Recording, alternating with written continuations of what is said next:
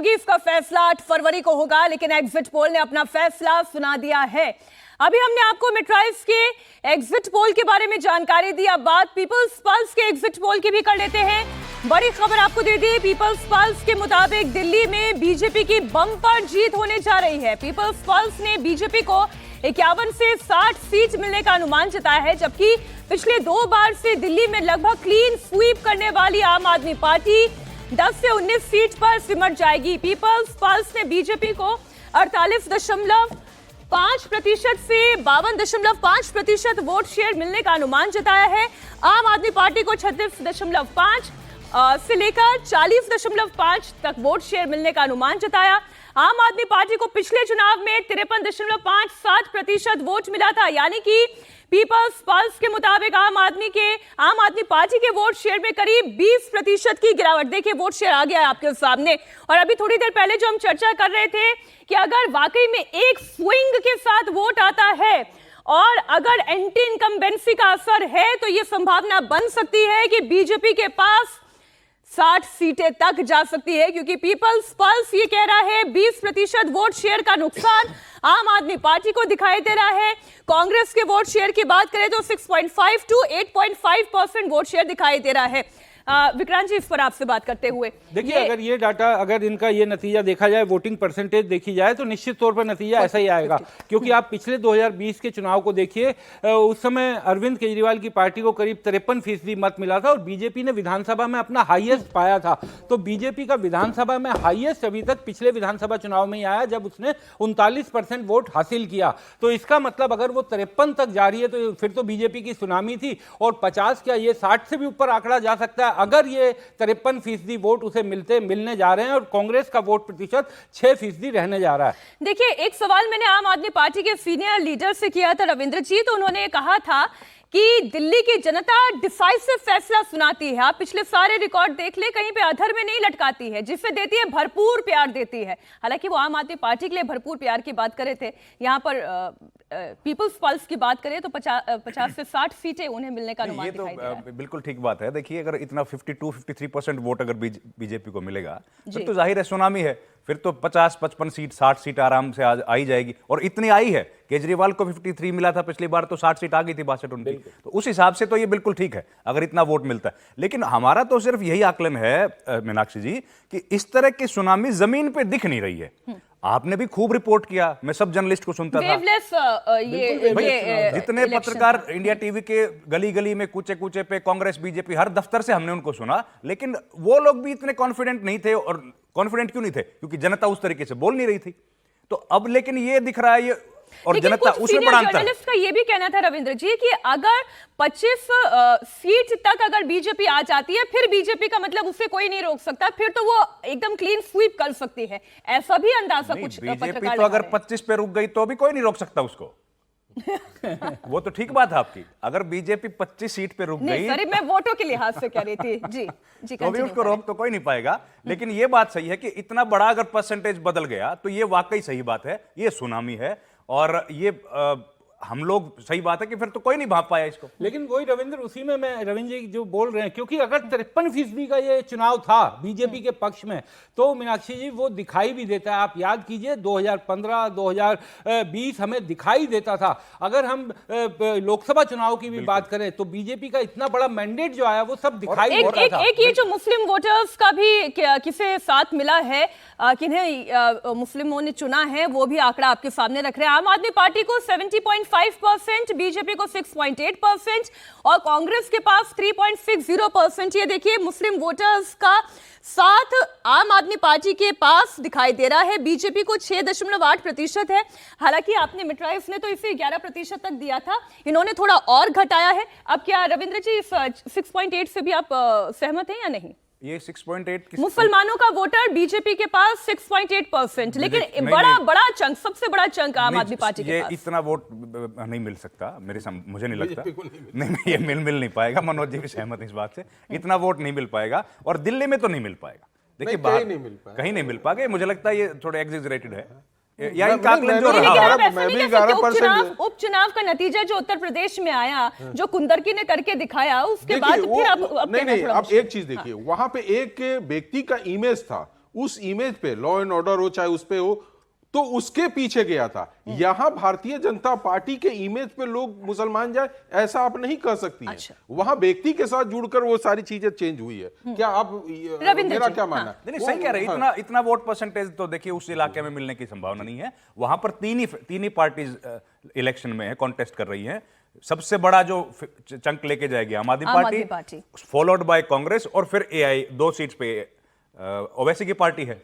सबसे बड़ा फैक्टर यही 3 पॉलिटिकल पार्टीज है। वहां पर बीजेपी को कम से कम मुस्लिम समुदाय का वोट इतना ज्यादा मिलेगा, इसकी संभावना देखिए हमें तो लगती नहीं। दलित वोटर्स का भी मैं एक बार बात कर लेती हूँ जल्दी से। आम आदमी पार्टी को 46.5%, बीजेपी को 41.1% और कांग्रेस पार्टी के साथ 7.8%। एक बार इस पर दलित वोटर्स, विक्रांत जी। देखिए, दलित वोटर, वही मैं कह रहा हूं कि मुझे ऐसा लगता है, जहां तक मेरी समझ है, कि दलित और मुसलमान, ये 20 सीटें ऐसी हैं जिसमें बीजेपी के लिए जीत हासिल करना बहुत मुश्किल है। और अगर 41-42% बीजेपी दलितों का वोट पा रही है तो ये मुझे थोड़ा आश्चर्य लगता है। लेकिन अगर इन डाटा में आया है तो निश्चित तौर पर उनकी बात देखी जाएगी और नतीजों में भी वो परिलक्षित होता है। तब तो बीजेपी का अगर मुस्लिम भी 6% 7% दे रहा है और इतने बड़ा डाटा आ रहा है 53%, मैं तो कह रहा हूं फिर तो रिजल्ट सुनामी है। लेकिन वेवलेस चुनाव में इस तरीके की सुनामी वो पकड़ में आ जाती है, वो दिखाई दे जाती है, जो इस चुनाव में नहीं दिखाई दे रही है। 52-53% का मतलब तो हर दूसरा आदमी वोट डाल रहा है ना। हर दूसरा आदमी फिर इसका मतलब एक पार्टी को वोट डाल रहा है। 52-53% का तो वही मतलब हुआ। लेकिन वैसा दिखता नहीं। मनोज जी ने भी किया है, जो इनका भी दलित वोटर्स के ऊपर भी आप एक बार अपनी राय रखें। दलित वोटर्स में भी एक अच्छा खासा चंक बीजेपी के साथ दिखाई दे रहा है। बिल्कुल, ये बड़ा चंक है, ये भी बड़ा चंक है। और वही बात, अगर ये 52% तभी बनेगा जब बीजेपी को दलित इतना परसेंट मिलेगा। लेकिन इसकी भी देखिए, फिर तो आम आदमी पार्टी का तो पूरा प्लान ही खत्म हो गया। उनका जो पूरा पॉलिटिक्स है वो तो दलित वोटर पे और मुस्लिम वोटर्स पे सबसे ज्यादा है। और उसके अलावा उनके पास क्या है? उसके अलावा झुग्गी झोपड़ी का वोट है। अगर वो नहीं मिला, दलित वोट इतना 50-50 भी हो गया, तो भी आम आदमी पार्टी की तो हारने की संभावना बढ़ जाएगी। दो वोटर आप शायद मिस कर रहे हैं कि मिडिल क्लास में जो इन्होंने सहयोग करके, सहायता जो उन्होंने दिया, और कहिए कि रेवड़ी जो बांटा, तो मिडिल क्लास का एक बड़ा वर्ग इनके साथ जुड़ा था। दूसरे, महिलाएं जो आम आदमी पार्टी के साथ, और जब इन्होंने फ्री बस सेवा दिया था तो काफी हद तक वो उनके साथ जुड़ी थी। और अभी भी बात कीजिए तो कथी किस्से में हम खुश हैं, लेकिन हमारे जो क्षेत्र में या हमारे जो मोहल्ले में जो समस्याएं हैं और आम आदमी पार्टी इसको दूर नहीं कर रहे, उससे मेरी नाराजगी बढ़ी है। यही कारण था कि भारतीय जनता पार्टी ने उनके रेवड़ियों के साथ अपने रेवड़ी को जोड़ते हुए बात किया। ये नहीं उसने सर, इस बार तो मैनिफेस्टो में भी डुप्लीकेसी दिखाई दे रही थी। एक से दूसरा, दूसरे से तीसरा मैनिफेस्टो, बस लग रहा था ऊपर नाम बदल दिया गया है। इसी बीच एक बड़ी खबर आ रही है। संदीप दीक्षित ने बड़ा बयान दिया है।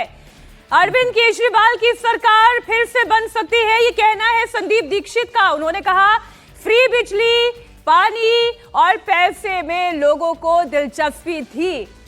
अब सोचिए, संदीप दीक्षित ये कह रहे हैं। शाम से लेकर अभी तक में इनका दूसरा बयान है। शाम को उन्होंने दिया था कि इस बार लग रहा है कि भारतीय जनता पार्टी सरकार बनाएगी। अब से थोड़ी देर में संदीप दीक्षित का पूरा इंटरव्यू हम आपके सामने रखने जा रहे हैं। संदीप दीक्षित जो कि खुद नई दिल्ली विधानसभा सीट से बड़ी मजबूती के साथ चुनाव लड़ रहे हैं और वो ये जानते हैं कि दिल्ली की हकीकत क्या है। क्यों? क्योंकि उनके पीछे की एक पॉलिटिकल लेगेसी भी है। उन्होंने भी चुनाव को, जमीन को बड़े अच्छे से समझा है।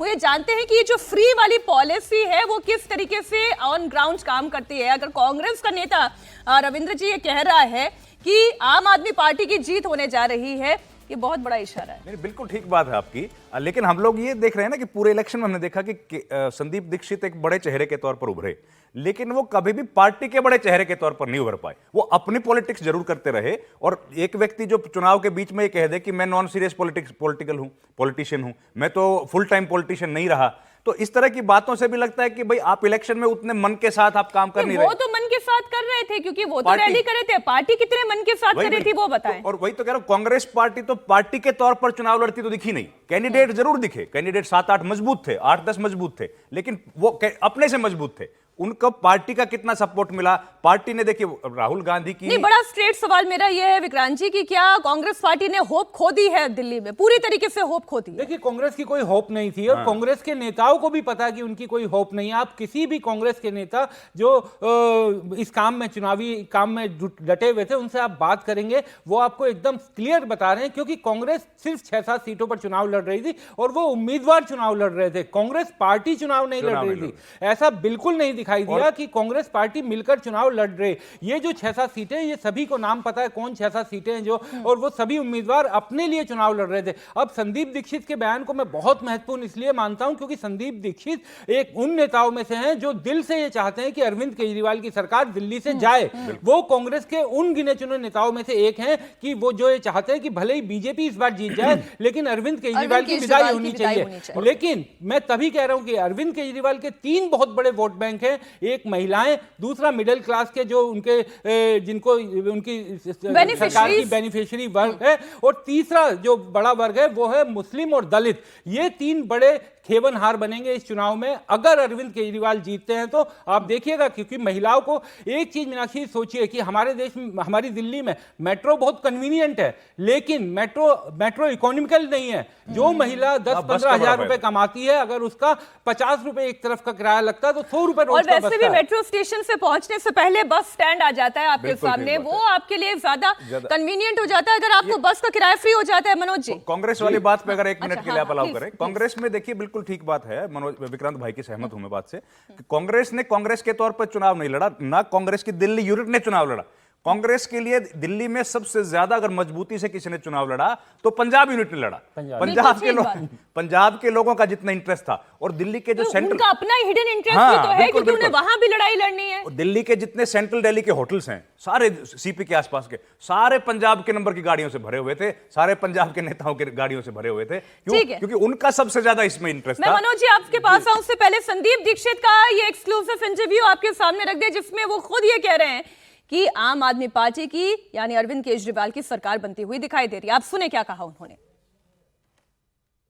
मेरे साथ इस वक्त संदीप दीक्षित जी मौजूद है। कल चूंकि जो चुनाव है वो हो चुके हैं और कल से लगातार शाम से ही एग्जिट पोल अब हमारे सामने है, कई तरह की खबरें हैं। संदीप जी, कितना भरोसा कर पा रहे हैं आप इन एग्जिट पोल पर? देखिए, मुझे अभी तो नहीं लगता है कि जितना ये आप आदमी को कमजोर मान रहे हैं उतनी वो होगी। बाकी देखते, अब चुनाव के बाद आकलन है, एग्जिट पोल आ गए और चीज आ गई तो कुछ खास नहीं पता है क्या हो रहा है। लोग जो एनालिसिस कर रहे हैं या इन तमाम चीजों को देख रहे हैं वो कह रहे हैं भाई कांग्रेस जिन जगहों पर मजबूती से लड़ी है और उसको वोट मिला है वहां आम आदमी पार्टी कमजोर हुई है। कुछ जगहों पर आपको लग रहा है कि इस तरह की पॉकेट्स? मुझे लगता है कि अभी भी लोगों के अंदर में जो ये इनका मुफ्त बांटने का और फ्री का जो था वो ये एक था, और कोई आम आदमी पार्टी का कोई जादू नहीं है। उनको ये लगता है कि नहीं, ये गरीबों के लिए करते हैं, ये हमारे लिए सब फ्री दे देते हैं, और एक भरोसा है कि आगे भी हमको फ्री मिलता रहेगा। वो 20-25 हजार का जो आंकड़ा देते हैं उससे लोग नहीं विश्वास करते, लेकिन एक को लोगों में था। और कुछ मैंने देखा है 10-12 साल में लोगों का एक विकास के प्रति उतना, जितना मैं समझता हूं उतना रुझान होना चाहिए जितना, उतना नहीं था।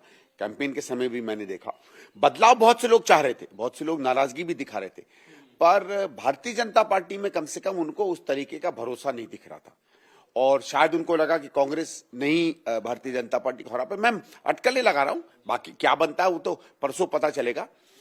पर जो एक तरफा बिल्कुल एग्जिट पोल दिखा रहे हैं, हो सकता है वो स्थिति ना हो सकता है ज्यादा कांटे की हो, या हो सकता है आप जीते, पर मैं कह नहीं सकता। कांग्रेस कहां होगी आपके अंदाजे से? देखो, हम लोग, मुझे जो आप लोग बताते हैं कि कुछ 10, 12, 15 सीटों पे अच्छा लड़े हैं, तो देखते क्या होता है क्योंकि इसमें थोड़ा सा कार्यकर्ता कहाँ काम कर पाया, थोड़ा साधन संसाधन कहाँ जरा ठीक से लग पाए, उस पर बहुत भरोसा लगेगा। तो जिस लिहाज से आप देख रहे हैं कि फ्री वाला आम आदमी पार्टी सरकार बना लेगी, इस तरह की उम्मीद है आपको, या अभी? देखो, अगर आप कहें कि वो एक अंग्रेजी में होता है ना, where do I put my bets, तो मैं कहूंगा कि शायद आम आदमी बना लेगी। But as I said, I really can't से।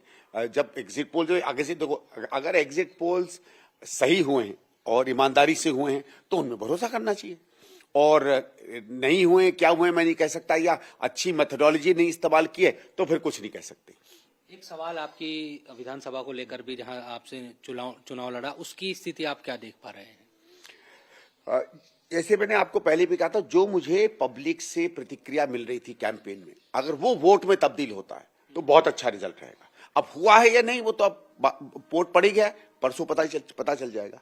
प्रवेश शर्मा का, देखिए, प्रवेश जी का ज्यादा एक पकड़ मुझे उतनी हिसाब से दिखी नहीं। जो कार्डर वोट है बीजेपी का वो तो उन्हें पड़ेगा, क्योंकि भाई अगर आपको आखिरी में या पहले भी आपको सिर्फ कुछ बांट के चद्दर, जूते और बाकी में बाद में तो दोनों आम आदमी ने और बीजेपी ने और भी गड़बड़ियां की। इसकी जरूरत तब पड़ती है जब आपको लगता है कि सामान्यतः आपके प्रति वोटर आकर्षित नहीं हो रहा है। वो तो मैंने देखा कि सामान्य तरीके से कोई उनके प्रति आकर्षित उनके आम आदमी के नहीं हो रहा था। तो देखो, मैं कह रहा हूं थोड़ा सा मैं उतना क्लियरली आपको नहीं बता पाऊंगा। पब्लिक प्रतिक्रिया वोट पे कन्वर्ट होती है तो कांग्रेस जीतेगी।